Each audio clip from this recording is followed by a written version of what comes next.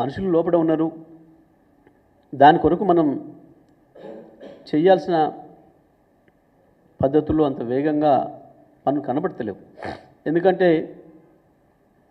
స్వయంగా ప్రధానమంత్రి గారు మొన్ననే మాట్లాడిందని చెప్పిండ్రు, ముఖ్యమంత్రి గారితో రాహుల్ గాంధీ గారు మాట్లాడిందని చెప్పిండ్రు. మరి ఈ దేశంలో ఉండే అత్యున్నతమైన పదవుల్లో ఉన్న ప్రధానమంత్రి గారు, ప్రతిపక్ష నాయకుడుగా ఉన్న రాహుల్ గారు ఇద్దరు కూడా మాట్లాడిన తర్వాత ఇప్పుడేదో పైనుంచి కేంద్రం నుంచి వచ్చిన టీంలు ఇప్పుడేదో రంగంలో దిగినాయని ఇంకేందో చూస్తున్నారని చెప్పేసి అని మాట్లాడుతున్నారు. దురదృష్టం ఏంటంటే ఇప్పటికీ కూడా సంఘటన జరిగింది, ఎంత దూరంలో జరిగింది, ఏ ప్రాంతంలో జరిగింది, అక్కడి నుంచి ఆ టీబీఎం మిషన్కి ఎంత దూరం ఉంది, మధ్యలో గ్యాప్ ఉందా, ఏముంది అనే విషయాల్ని స్పష్టంగా చెప్పలేకపోతున్నారు. కానీ మీడియాకు మాత్రం పనికిమాలిన రాతలన్నీ పుంకాలుగా రిలీజ్ చేస్తున్నారు. అప్పుడే ఒక ఆయన టీబీఎం మిషన్ పనికిరాదని, అదేదో మొత్తం ఖరాబ్ అయిపోయిందని, ఇక ప్రత్యామ్నాయ మార్గం కావాలని, ఇది మొత్తమే పనికిరాదు ఇంకో వైపు నుంచి వెళ్ళడం వల్లని రకరకాల రాతల్ని చూస్తూ ఉన్నాం. మరి ఏ నిర్ణయంతో వచ్చిండ్రు, ఎట్లా వచ్చిండ్రు, ఎవరిచ్చిన సమాచారం, ఎవరికి వాళ్ళు ఇష్టం వచ్చినట్టుగా మాట్లాడుతున్నారు. ఇది రాష్ట్ర ప్రభుత్వం యొక్క నిర్లక్ష్యానికి నిదర్శనంగా కనబడుతుంది. మనుషుల ప్రాణాలంటే సంఘటన దురదృష్టకరం, చెప్పి జరగదు, ఓకే.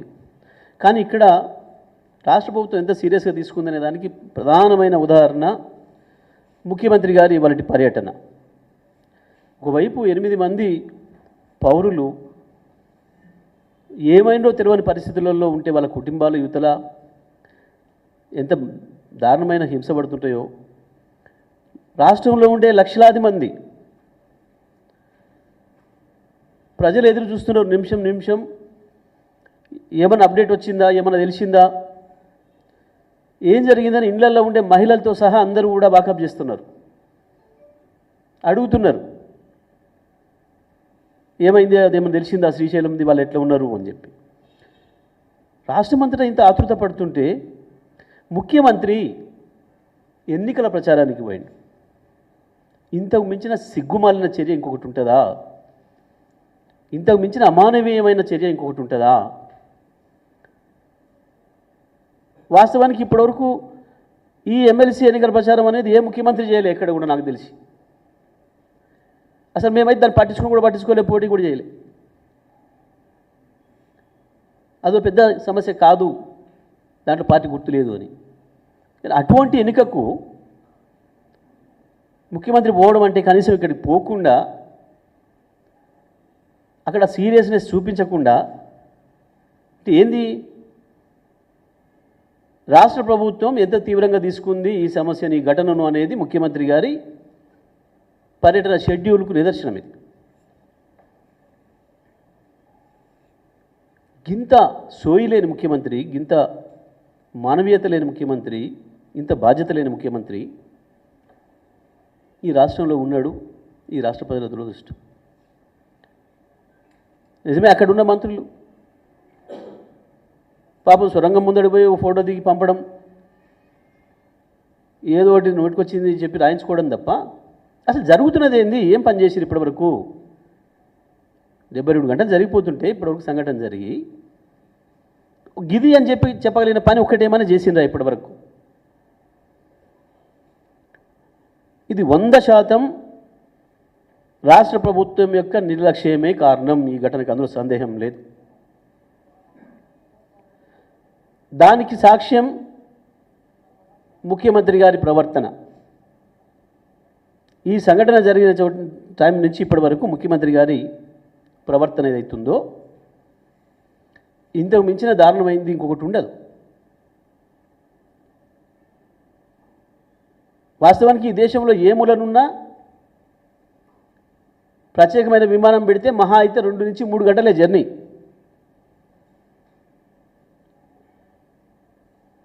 అది ఎక్కడి నుంచి తీసుకురావాలో, అది ఢిల్లీ కావచ్చు, అది ఉత్తరప్రదేశ్ కావచ్చు, అది మధ్యప్రదేశ్ కావచ్చు, అది కోల్కతా కావచ్చు, అది కాశ్మీర్ కావచ్చు. ఏ బృందాన్ని తేవాలన్నా మనకు పట్టే సమయం విమానం హైదరాబాద్కి ప్రయాణించాలంటే భారతదేశంలో ఏ మూల నుంచి అయినా 2 నుంచి 2.5 గంటలే, మహా అయితే ఇంకో గంట 3 గంటలేమో, అంత మించిన ఆ సమయం అక్కర్లేదు. ప్రధానమంత్రి ఫోన్ చేసిండన్న వార్త వీళ్ళు రాయించుకున్నారు తప్ప వీరు ప్రధానమంత్రిని కోరినరు, ఇది పంపమని అడిగినరు, లేదా కేంద్ర రక్షణ మంత్రిని అడిగినరు, హోంశాఖ మంత్రిని అడిగినరు, దానికి సంబంధించిన స్పెషలిస్టులు ఎవరున్నారో దేశంలో ఎక్కడున్నారో ప్రత్యేక విమానం ఇచ్చి పంపండి అన్న మాట అడిగినట్టు కూడా ఎక్కడ కూడా వార్త లేదు. వరదలు వచ్చినప్పుడు అదే పరిస్థితి. కళ్ళ ముందర కనబడుతుంటే వరదలలో చిక్కిపోయిన వాళ్ళను కాపాడుకునే పరిస్థితి లేక కొట్టుకుపోతుంటే చూసిండ్రు. గింత తోలుమందం ఉంది ఈ ప్రభుత్వానికి. మనుషుల ప్రాణాలంటే లెక్కలేదు. ఇంకా పైగా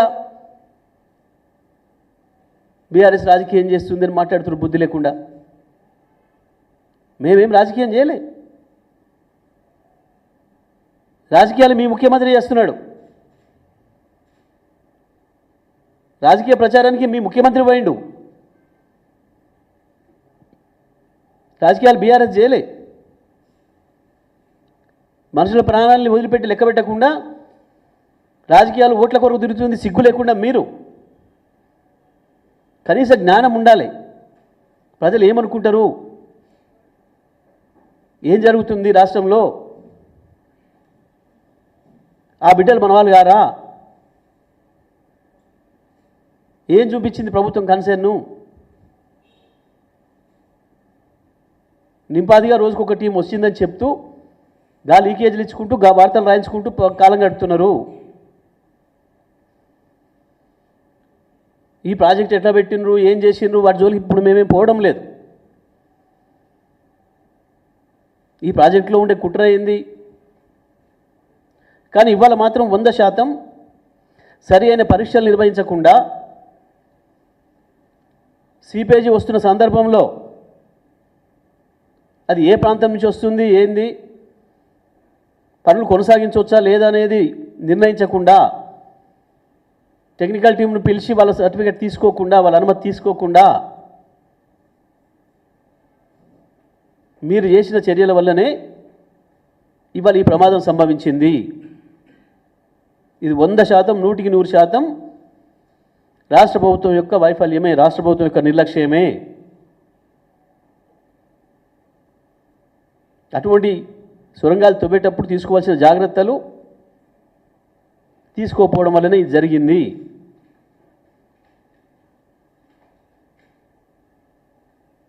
ఇది చాలా స్పష్టం. గతంలో మాకు వరుసగా 5 ఏళ్ళు ఎదురైన అనుభవం అదే.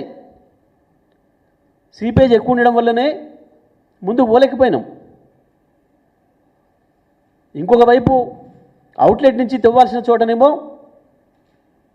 బేరింగ్, వీళ్ళు పెట్టే గొప్ప టెక్నాలజీ.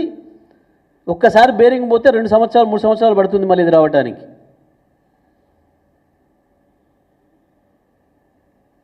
పైనుంచి వెళ్ళి ఇన్లెట్ నుంచి వెళ్ళి అయితేనేమో సీపేజ్ నీళ్లు తీసి బయట పోయడానికే నెలకు 1.5 కోటి పైగా కరెంటు కాలుతుండే. అటువంటి దురదృష్టమైన పరిస్థితులలో పెట్టిన ఆ ప్రాజెక్టును. నల్లగొండకు నీళ్ళు ఇచ్చే ఉద్దేశం లేకనే పెట్టినరు. ఇది పెట్టడంలోనే ఒక కుట్ర ఉంది. మేము ఆనాటి నుంచి చెప్పినాం, ఈ ప్రాజెక్టే ఒక పెద్ద కుట్ర, నల్లగొండ జిల్లా ప్రజలు మభ్య పెట్టడం కొరకే చేసింది ఇది అనే విషయాన్ని. ఎక్కడ ఎవడు వాడని దాన్ని తీసుకొచ్చి నల్గొండ జిల్లా నెత్తిన పడేసి నల్గొండ జిల్లా నాయకులు దద్దమ్మలై చేతగాని వాళ్ళు అయినందువల్ల జరుగుతున్న నష్టం ఇది. ఒక్కడు మాట్లాడినోడు లేడు. ప్రపంచంలో ఎవడి వాడని టెక్నాలజీ మాకెందుకు పెడుతున్నారు,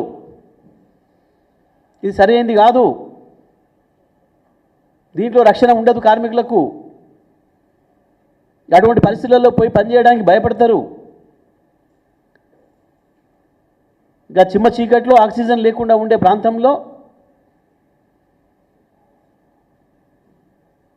పని చేయడానికి ఇబ్బంది పడతారు.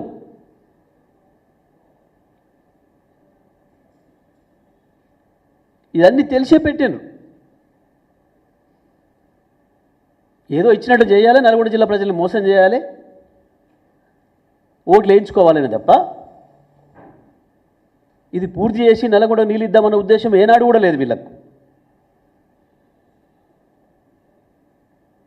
ఇవాళ అంతకు మించిన నిర్లక్ష్యంతో పనులు చేసి ఈ స్థితి తీసుకొచ్చిండ్రు. ఇంకా ముఖ్యమంత్రి ఒకవైపు మహబూబ్నగర్ బిడ్డలు మమ్మల్ని కాపాడుకోవాలి, దీని కొరకు ఆ మందిని చంపడానికా? దీన్ని కాపాడుకోవాలి? మీ ఎటువంటి దుర్మార్గులా? మీరేం ప్రజల్ని చంపాలి, కార్మికులను చంపాలి, మిమ్మల్ని కాపాడాలి ప్రజలు, ఈ దుర్మార్గాలు చేయడానికా? కనీసం సిగ్గుపడాలి. ఈ పరిస్థితులలో నేను ఎన్నికల ఓట్ల కొరకు ప్రచారానికి పోతే ఏమనుకుంటుంది సమాజం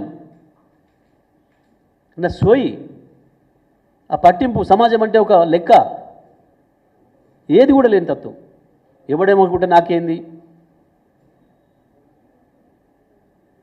అదేదో సామెత ఉండే, రూమ్ తగలబడుతుందంటే చక్రవర్తి ఏదో ఫిడేలు వాయించిండని. దానికి ఇవాళ రేవంత్ రెడ్డి చేసిన పనికి పూర్తి పోలిక ఉంది, 100%. ఇవాళ రేవంత్ చేస్తున్న పని కదే.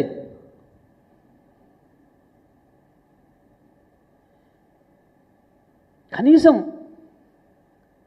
ప్రతి ఒక్కరు ఇవాళ రాష్ట్రంలో ఎక్కడ చూసినా ఈ చర్చ జరుగుతుంది. ఏమైంది ఏమైంది ఏమైనా తెలిసిందా, వాళ్ళు ఏమైనరు, వాళ్ళ పరిస్థితి ఏంది అనే మాట. ఇవాళ వీళ్ళ పరిస్థితి, ఇవాళ ఇప్పుడు ఈ జరుగుతున్న పనుల పరిస్థితి చూస్తే ఇంకెన్ని రోజులు పడితే కూడా తెలిసే పరిస్థితి లేదు. పేరుకు పోయి ఉన్నారు ఆడ మంత్రులు, చెప్పుకోవడానికి. కానీ జరుగుతున్నది ఏంది, పని ఏంది, మీ ఆతృత ఎక్కడుంది, మీ ముఖ్యమంత్రికి ఏం సోయింది?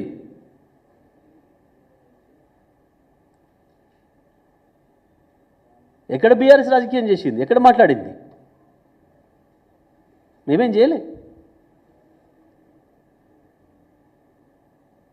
అదే శ్రీశైలంలో పవర్ ప్రాజెక్టులో ప్రమాదం జరిగితే అదే రాత్రి మధ్యరాత్రి పోయినా నేను.